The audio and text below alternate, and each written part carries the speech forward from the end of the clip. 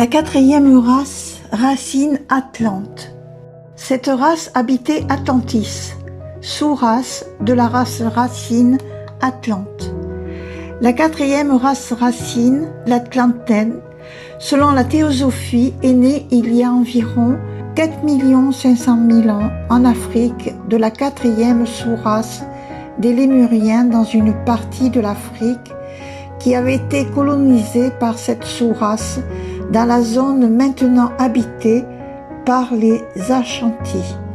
Selon les théosophes, la première sous-race atlante était le résultat de la dernière ou septième sous-race lémurienne, Shankhshura Manu, qui a migré en premier vers le sud du continent Atlante et de là a migré plus au nord. Le nom ésotérique de l'Atlantide est Kusha.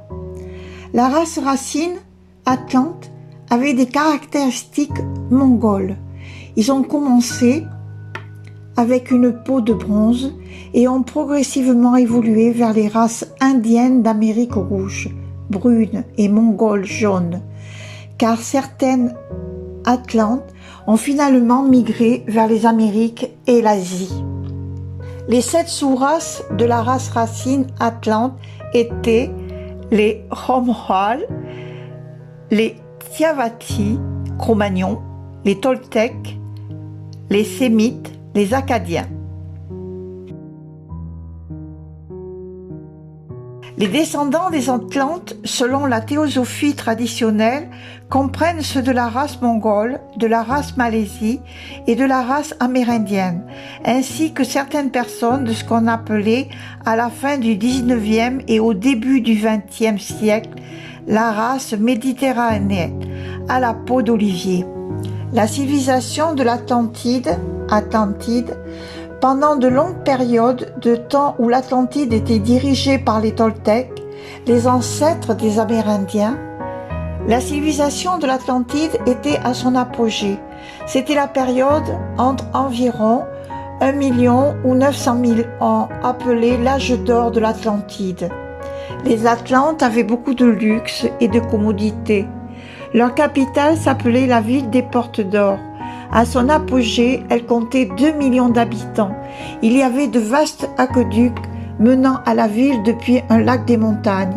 Les Atlantes avaient des dirigeants propulsés par le vril, pouvant accueillir de 2 à 8 personnes.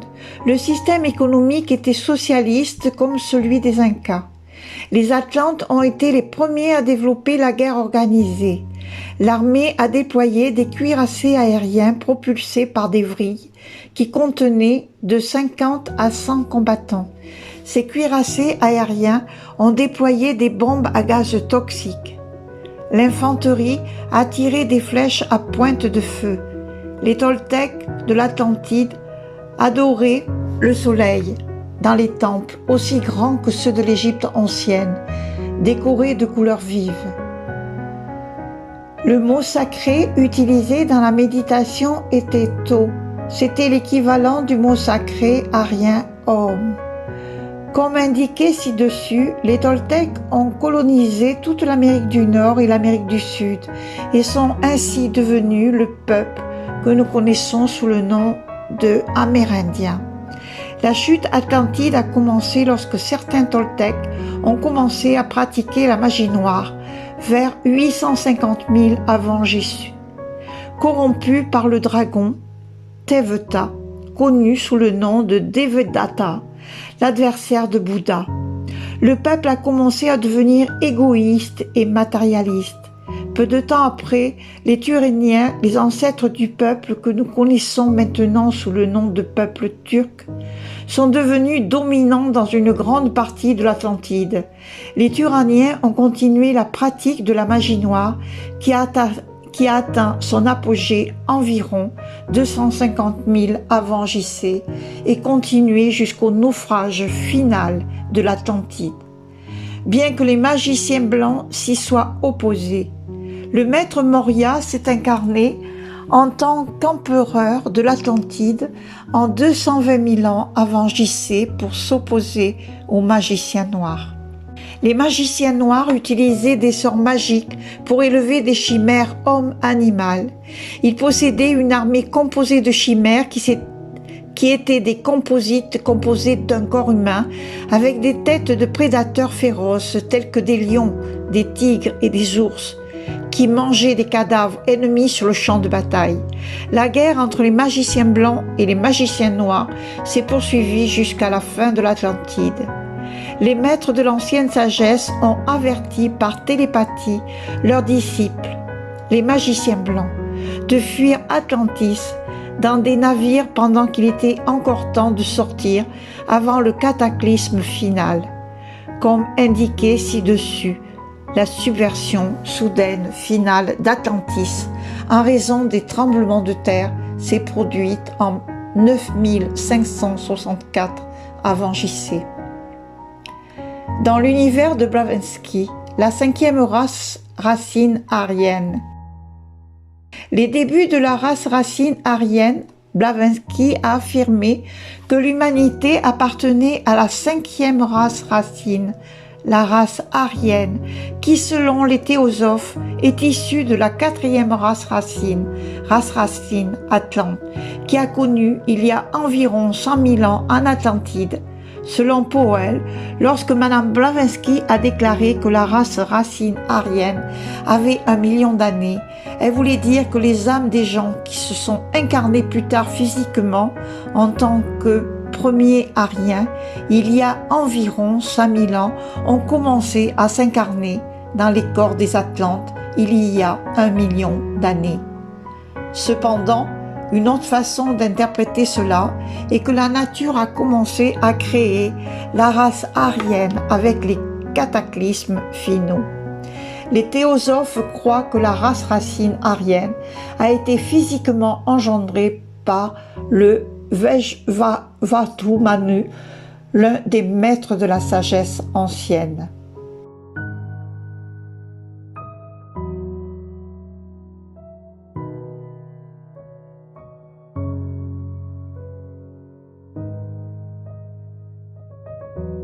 Le groupe ethnique actuel le plus étroitement lié à la nouvelle race est le Kabyle, seulement 9000 personnes constituant alors la petite race racine aryenne qui a migré hors de l'Atlantide.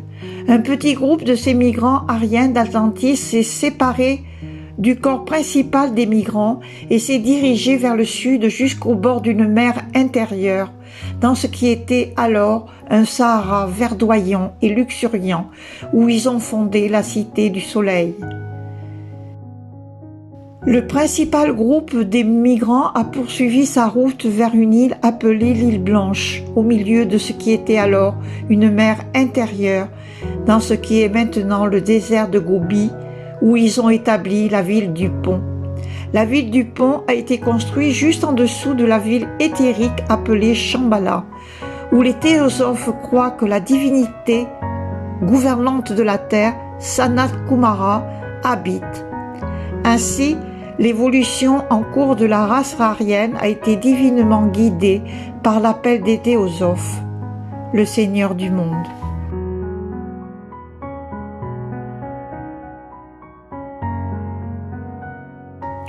Le nom ésotérique de l'ensemble de la surface terrestre actuelle de la Terre, c'est-à-dire l'île du monde, les Amériques, le continent australien et l'Antarctique pris dans leur ensemble, est Kroncha. Blavatsky relie constamment la race physique aux attributs spirituels tout au long de ses œuvres. La différence intellectuelle entre l'Arien et d'autres nations civilisées et des sauvages comme les insulaires de la mer du Sud est inexplicable pour tout autre motif. Aucune quantité de culture ni des générations de formation au milieu de la civilisation. Sous-race de la race racine aryenne. Blavatsky a décrit la cinquième race racine avec les mots suivants. Les races aryennes, par exemple, variant maintenant du brun foncé presque noir, rouge, brun jaune, à la couleur crémeuse, la plus blanche. La cinquième race racine est jailliste d'un seul ancêtre, ce qui aurait vécu il y a plus de 18 millions d'années et également 850 000 ans au moment du naufrage des derniers vestiges du grand continent de l'Atlantide. Elle prophétise également la destruction des échecs raciaux de la nature alors que la future race supérieure monte. Ainsi, l'humanité, course après course, effectuera son cycle de pèlerinage. Les climats changeront et ont déjà commencé, chaque année tropicale après l'autre en abandonnant une sous-race, mais pour engendrer une autre race plus élevée sur le cycle ascendant, tandis qu'une série d'autres groupes moins favorisés. Les échecs de la nature, comme certains hommes, disparaîtront de la famille humaine sans même laisser de traces. Les sous-races de la 5e race raciale aryenne comprennent la première sous-race, l'hindou, qui a migré de la ville du Pont sur l'île Blanche au milieu de la mer intérieure de Gobi vers l'Inde en 60 000 ans avant la deuxième sous-race. L'Arabie, qui a migré de la ville du Pont vers l'Arabie en 40 000 ans avant JC. La troisième sous-race, la Perse, qui a migré de la ville du Pont en Perse en 30 000 ans avant JC. La quatrième sous-race, les Celtes, qui a migré de la ville du Pont vers l'Europe occidentale à partir de 20 000 ans avant JC. Les Grecs mycéniens sont considérés comme une ramification de la sous-race celtique qui a colonisé l'Europe du Sud-Est.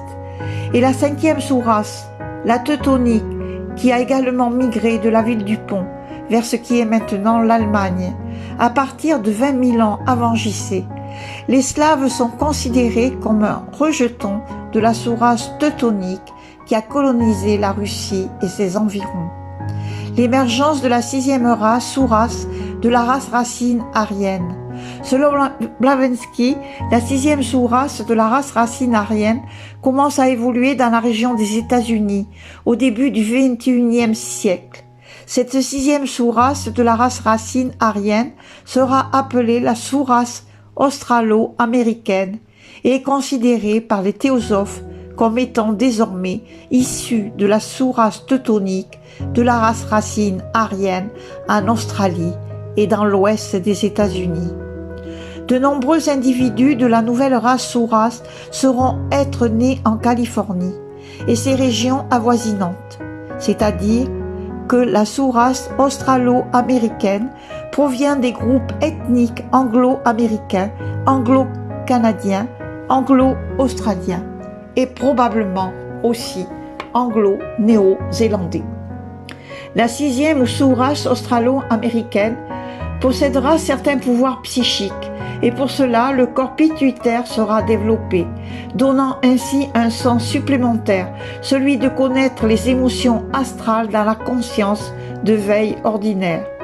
On peut dire qu'en général, la 6e sous-race apportera la sagesse et l'intuition, mélangeant tout ce qu'il y a de mieux dans l'intelligence de la 5e sous-race et l'émotion de la 4e. La 6e race racine. Selon Leigh Bather, une colonie sera établie en Basse-Californie par la Theosophical Society sous la direction des maîtres de la sagesse ancienne au XXVIIIe siècle pour l'élevage sélectif, intensif, eugénique de la 6e race racine. Le maître Moria s'incarnera physiquement afin d'être le Manu progéniteur de cette nouvelle race racine. À ce moment-là, le monde sera alimenté par l'énergie nucléaire. Il y aura un seul gouvernement mondial dirigé par une personne qui sera la réincarnation de Jules César. Des dizaines de milliers d'années à l'avenir, un nouveau continent verra le jour dans l'océan Pacifique, qui sera le futur foyer de la 6e race racine. La Californie, à l'ouest de la faille de San Andreas, se détachera du continent de l'Amérique du Nord et deviendra l'île de Californie au large de la côte orientale du nouveau continent. Sous-race de la 6e race racine. Combien de très grands cycles, 75 000 ans, de grands cycles, 25 000 ans, de cycles liés au zodiaque, 12 000 ans, et enfin des cycles planétaires liés au cycle solaire, 2000 ans, ainsi que les cycles de la Terre elle-même, changement de pôle, et les cycles de génération se sont écoulés entre l'arrivée des déesses sur l'île Blanche et la disparition de cette civilisation lémurienne et toutes les civilisations suivantes sur toute la Terre à aujourd'hui.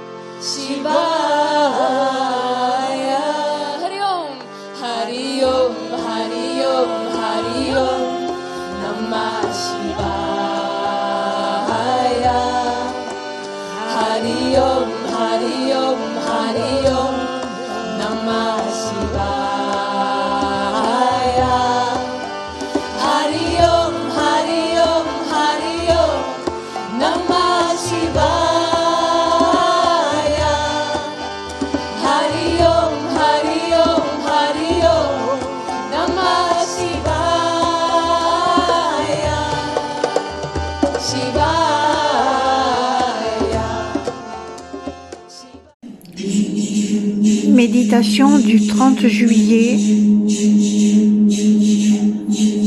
Mettez-vous à l'aise.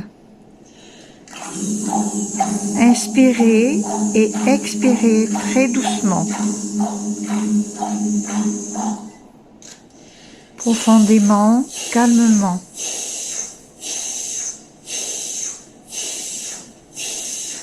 Équilibrez l'inspire et l'expire.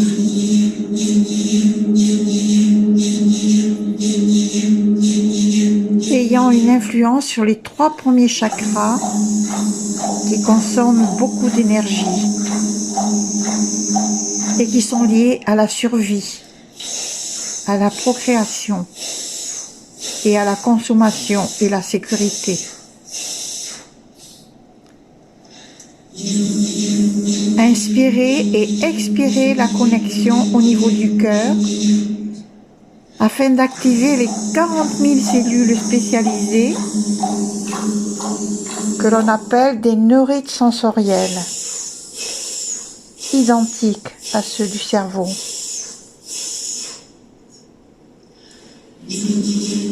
Inspirez et expirez doucement.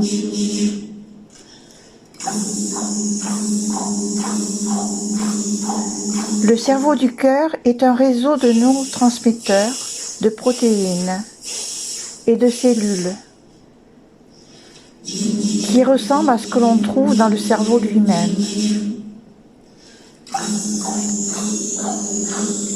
Inondez le chakra du cœur d'énergie dans l'inspire et rejetez tout ce qui est indésirable.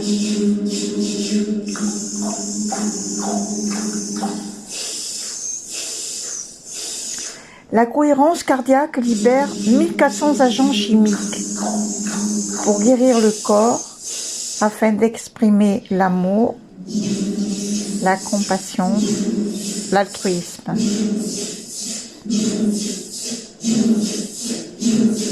Le champ magnétique est en train de se construire tout autour de votre corps, qui se relie à l'éthérique de la planète, à l'univers, aux galactiques, intergalactiques, pour devenir un. Inspirez et expirez tout doucement.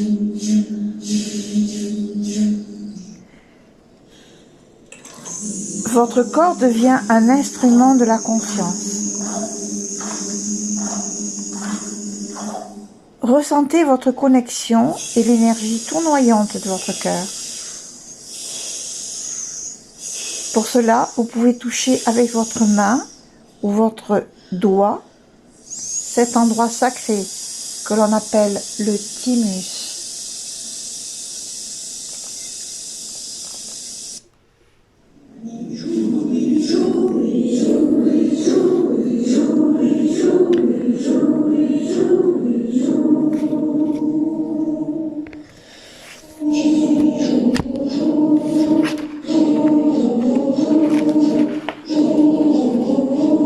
cet endroit précis, vous rentrez directement en communication avec votre inconscient.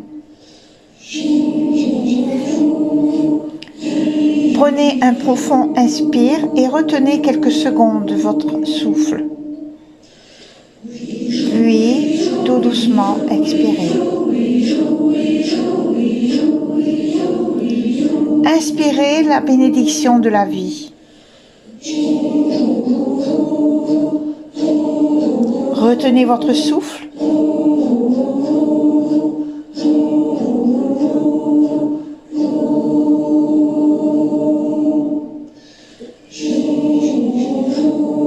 Et expirez en vous sentant béni par la vie.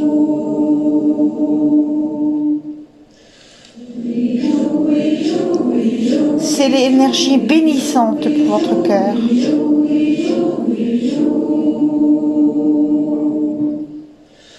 Inspirez de l'amour pur de la vie. Retenez votre souffle. Et expirez et tombez amoureux de la vie.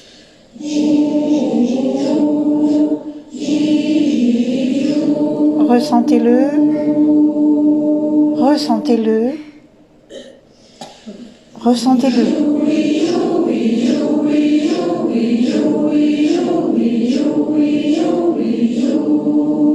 Inspirez de la joie de la vie dans votre cœur. Remplissez-le. Retenez votre souffle. Expirez et appréciez la vie.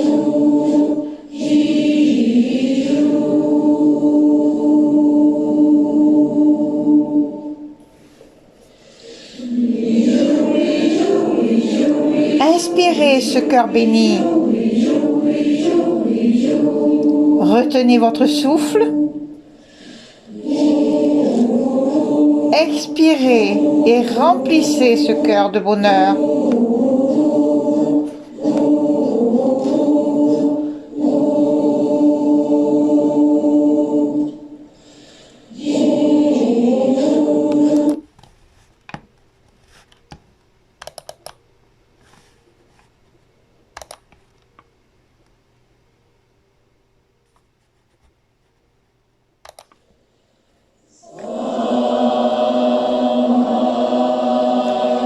Laissez ce lien cœur-cerveau s'installer profondément.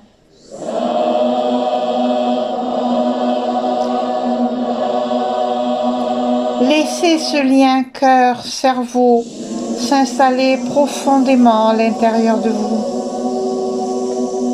Ressentez-le, ressentez-le, nourrissez-le, percevez-le. Ils ne font qu'un. Prenez votre temps et laissez-vous flotter, flotter, flotter.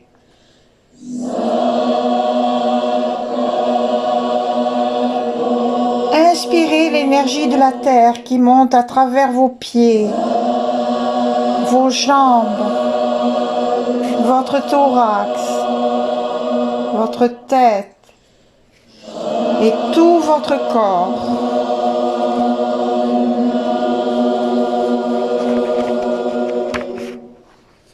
Inspirez l'énergie subtile vous envahir. Ils ne font qu'un.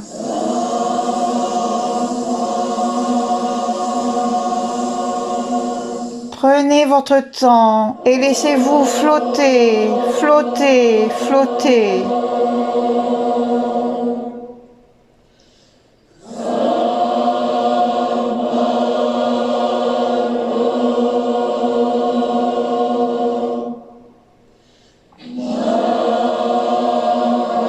Prenez votre temps et laissez-vous flotter, flotter, flotter.